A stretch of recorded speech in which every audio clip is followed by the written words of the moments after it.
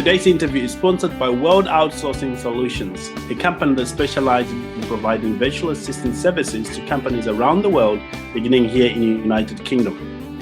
Today, I'm joined on the show by a special guest, Doug Kisgen. Now, Doug is a serial entrepreneur, organizational consultant, and is the published author of the book RETHINK HAPPY. His company, Kisgen Group, works with entrepreneurs and executives to help them get what they want through the use of a short survey that validly measures 7 work-related traits. In fact, in his new book, Rethink Happy, an entrepreneur's journey towards authentic joy, he discovers many aspects that covers the journey as an entrepreneur. You will like to read his book. Now, without much ado, I want to introduce you to my friend, Doug. Doug, thanks for joining us here today. Thank you, Yokai. Happy to be here. It's incredible. Really appreciate you taking time out of your busy schedule to talk to us as business owners here. My pleasure. No, I love to do it. Incredible. Now, one of the things we love to find out about our guest is, about their background. Talk to us about your background in business and what got you to where you are today. Well, the first reason that I ended up having my own businesses, and actually several of them, is my granddad grew up on a very small, big farm, but a very small community, and he was the Phillips 66 guy. So he had even a gas pump in his front yard, literally, and so he was his own, owned his own business. Then my dad was a CPA, and he saw these guys playing golf, and he's like, how do these guys have time to play golf? And he found out they all own their own business. So he thought, well, that's what my dad did, and sounds like a good deal. So he bought a manufacturing company, and he had his own business growing up. So I saw how independent, some freedom, and some success that they had, and I thought, gosh, this is a good path. And so that really started me thinking, as looking at options, and it took me a while to find the right idea and to make that launch into having my own business, but it was always something in the back of my mind I wanted to do. Incredible. And you've gone on to start 4 different companies. Really, you've been in publishing, in health, and one of the things I love as well is a non-profit organization. Talk to us about the gradual move from one company to another before we jump onto the main stuff here. Oh, sure. So my very first company was right out of college. I got in an alternative rock band of all things, and I was touring with them, and my dad suggested we start a corporation to kind of funnel through the income, and we had our own truck and light man, sound man, all that stuff, and then we wanted to publish our own songs, so we established it. We formed a publishing company, and then that didn't quite work out as far as the band. We made some good money and had some fun, but didn't work out all that great. But then I started a company, just a little small business, teaching drums, percussion. That was my instrument, and so I ran everything through that corporation as well while I had other jobs going through. Then there's a lot of little side things there, but then ended up getting involved in Home Instead Senior Care. Bought a franchise for that. About lost everything at first in the first year and a half, and then turned that around, ended up growing that into an Inc. 5000 fastest growing company. Sold it in 2012, started a consulting company in 2010, and that's what I still have as a primary business. And then I just signed up with another franchise organization called Iron Tribe Fitness to open 3 clubs in where I live now, which is San Antonio, Texas health clubs. And so our first one's going to open in October. Incredible. Absolutely incredible. What I love about you, Doug, is you consistently look for things that actually add value to people. And if you look at all the business that you've been involved, really makes a real mark, in adding value in people. Do you have a criteria you use into deciding what business you go into? Gosh, that's a wonderful question. And that's interesting that you would make that observation. So for me, I thought originally I was going to be a doctor. I took the MCAT. I have a degree in biology of all things. And when I was discerning that, I got a job in a hospital, and I worked with burn patients and physical therapy in the hospital on the weekends. And it just didn't feel right. It was just not as positive, as uplifting as an organization that I wanted to be a part of for the rest of my life. And that took me on this journey thinking, okay, I want to make a difference. I want to do something that changes lives, but I want to do it in a more positive, fun atmosphere. And so for me, the number one thing for a business is it has to be something that is really making a difference in my heart as far as, and my brain too, in terms of making a difference with someone and somewhere where I think I can contribute. So the first thing is the business has to make a difference in my sort of definition of that, so to speak. But then beyond that, it has to be profitable. It has to be something that makes money. It has to be something that makes good business sense, that I think that can be something that can turn into a profit in a relatively short period of time. I'm not a very patient person. So if it's a 3 to 5 year runway before things start going toward the positive, it would not be a business that would interest me. I want something that's going to turn within the first year a profit of some sort. Incredible. I love how you bring the aspect of, brings cash in. What would you say to a business owner who is, thinking of what other areas can I go into right now? You're advising them. What other areas? Well, I would start where, one of my mentors is Dan Miller. He wrote 48 Days to the Work You Love, and he talks about how there's certain passions that you have, there's certain talent and skills that you have, and then there's obviously some form of ability to make money. So if you have another idea, if you're trying to discern, okay, I want to do something different, I'm looking at different avenues. All right, where are your passions? What are you really fired up about? What do you really enjoy doing? What makes you tick in terms of things that kind of catch your eye, or that you want to read more about, or that you naturally study or are attracted to? And then you start thinking about, okay, can I develop a skill, a talent, a way to put me in a position that is unique, that makes it different from anything else that's out there, or a different slant on it, or a different position that you could put that particular business? And then ultimately, is it something that can make money? If it's something that's great and you're passionate about, and that you can be very good skilled at it, and you can't make money at it, well, then that's a great hobby. Okay, but that's not something that you want to start as a business. So those three criteria, I kind of like that concept of making sure that those three intersect before you sort of leap on a business idea. Incredible. The beautiful thing about putting those into like three categories, the entrepreneur or any business owner who's starting on the journey, they can really categorize that and see or relate to them and say, okay, this is how it all works. Doug, I want to take you back to those early years, as many of our audience here within those early years. What sort of roadblocks did you face, which you feel if somebody had told you about beforehand, you would have handled maybe better, or you would have handled differently? Well, my very first sort of entry into business and all that, I just went in with blinders on. I didn't have much experience in terms of management. And so what I did real fast was I went to the bookstore. Now you can get so much online, but then we couldn't. And I bought about every book you could possibly think about on management, on leadership, and things of that nature. But the ramp or the learning curve was still relatively high. I should have been studying and thinking about how I'm going to lead people. How do I have daily meetings? What are my rhythms for weekly meetings, my planning sessions, my quarterly planning, my annual planning?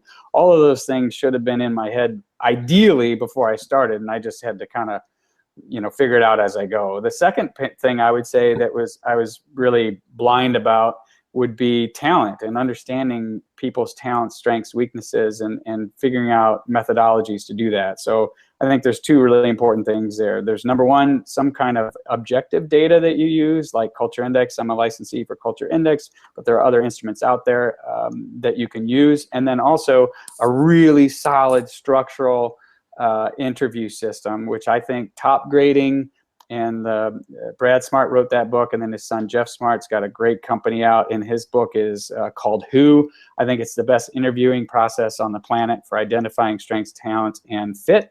So I would take those two things, which again I learned over a course of many years. And then the third thing I would say is that, and let's see, my second business, I bought a business, and I did not do my due diligence. To be totally honest, I was cocky, I was arrogant. I went in thinking, oh, this is going to be so easy, and I did not do my due diligence to understand what was the perception of the company currently in that particular market. I moved to a different state to buy this business, and so I didn't do the research. And when I got the business, the reputation was very poor.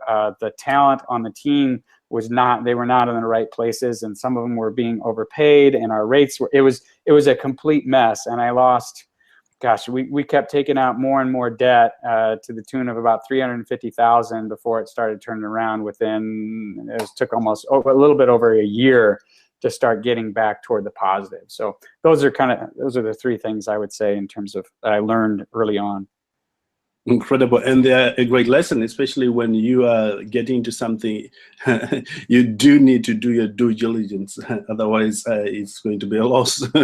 Indeed. And you know, Yokai, that it's a hard thing, because you're looking at, okay, well, business is a risk, right? And I can sit here and I can run the numbers, and I can do all the research, and I can do all this testing and test and test and test, and then all of a sudden you never pull the trigger and you never start the business. So there's a balance there, a happy medium Yes. there, or the line you've got to be realistic about. And at least in that first or that second business, technically I did not. I mean, I should have done more than I did, but if I had done too much, I might not have even bought it. So Yes, absolutely. My mentor put it this way, that you do as much preparation as you can, and then you fire. He's got this motto that ready, fire, aim. I like it. I like it a lot. And that serves me well. And when I go into side incomes, as you business owners do, like an extra income, do the due diligence that is needed.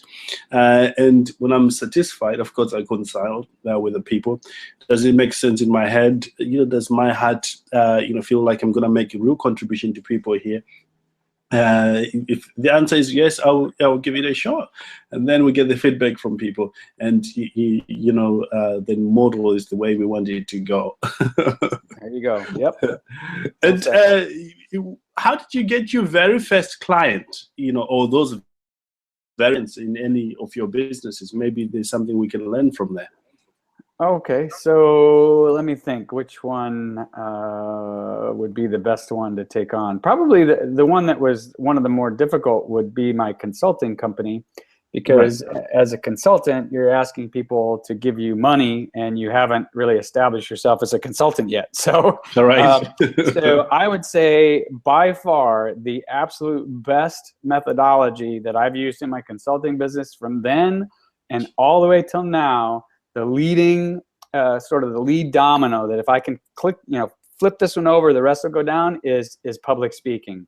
So find whatever market that it is that would buy your service or your consulting or whatever. For me, I found the market that would do that, and I established myself as a speaker. And of course, initially it was for free. Now I charge for it typically. But anyway, it's a very, what do I want to say? It's not an easy sell. Nothing's an easy sell, so to speak, but it's much easier to be in front of people from a speaker standpoint than it is to go one-on-one and tell them how great you are. And so, but the key is though, in that speech, you have to demonstrate, of course, what it is that you are, how you will bring value. And if possible, be able to literally bring value in that speaking session, such that the group you're speaking to is small enough that you can get sort of this one-on-one feel. And it has been the best number one way for me to build my consulting business, is actually speaking to people who are potential prospects. Incredible. And I can say the same thing, because when you have one too many, you have a captive audience, so they all listen to you, and they say, "Oh, he's speaking. He's been authorized, and he knows what he's doing." You build your credibility fairly fast that way. Indeed, yeah, absolutely true. Good point.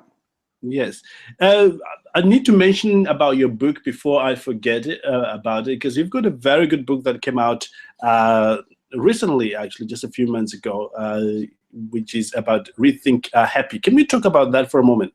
Sure. It's been a labor of love and a pretty big challenge to let a book go kind of out to the world, but it's been fun. So it's a book that's written in fable format, so it's easy to read. It's sort of like reading a fiction novel, if you will. But underneath that are very strong philosophical, psychological, and even some theological principles that I've sort of thrown in from about 2,000 years of research and put it into this nice format. And ultimately, the reason I wrote it is because when I kind of shared that one business where I was losing a lot of money and got into the 350,000 plus or minus in debt. And that was when, honestly, I had a bit of a change of heart in terms of my ego and realizing that this business success thing that I had been constantly going after just for me was really not the proper way to approach business. There's there's a little bit of that's okay, but ultimately there's a higher power. There's God that kind of grabbed me at that point. Plus there's my wife, there's my kids, and doing things more for them or for a different higher reason or higher calling makes a huge difference in terms of your ability to do the right thing, make the right decisions, build the right team, build a family, if you will, within your business. And so I wanted people to maybe read this book and catch them a little bit sooner than it caught me. So before they go 350,000 in debt, maybe they can realize, how to rethink happy and what authentic joy really is.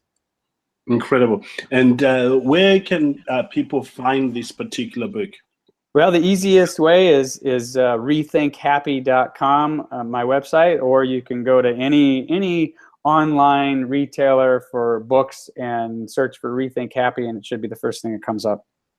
Incredible. What I love about reading a book, I haven't read it yet, a book about that. Really, as a business owner, it helps you put your values, in priority. You know the things that are important. In fact, it shapes you. So rather than going out and spend a lot of time and a lot of energy and experience a lot of pain on things that are not so much of value, you can focus on those things that have got tremendous value, and then everything else will fall into place. Very well said. That is in essence why I wrote the book. That's it. Incredible. And we really appreciate people like you, Doug, that look out for us as as business owners, to put things in line, because sometimes business owners they haven't got mentors or people to look up to who've done it, who've felt the pain, and writing things back for them. Yes, in fact, I've been involved in the Entrepreneurs Organization. I think there's a chapter out there near you, maybe a couple chapters out there. I've been in that for, 5-6 years as a chapter president and then area director for the organization. And I'm around entrepreneurs all the time because of that. And it's interesting how easy it is to get caught up into business success or that the business is the priority.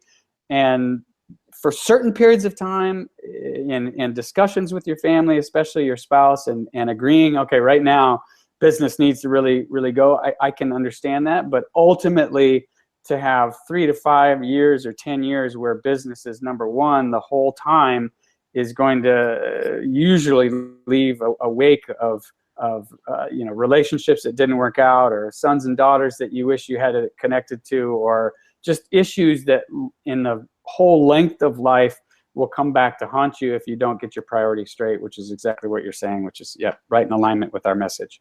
Incredible. And the pain you go through is enormous. Sometimes you think, gosh, I wish somebody had told me this before I got into all that. You have a lot of money, but the real essence of having that money, you won't be enjoying it. You won't be fulfilled.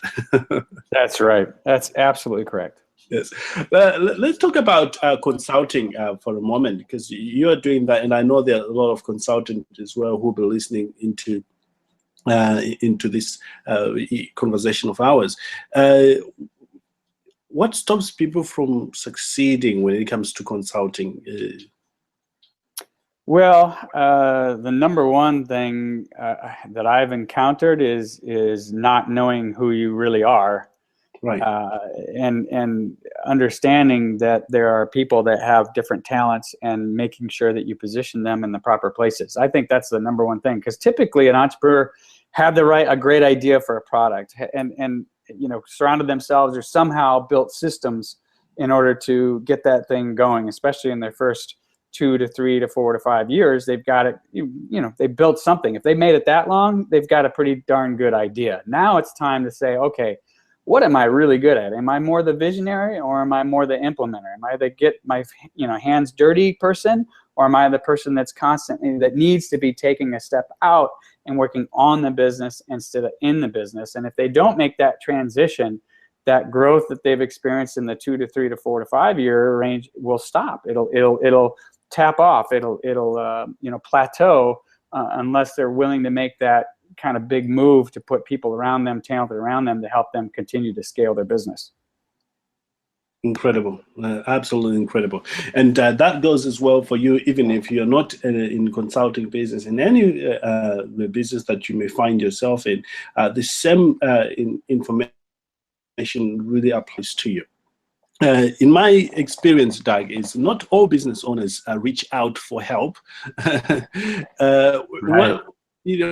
Why is that the case?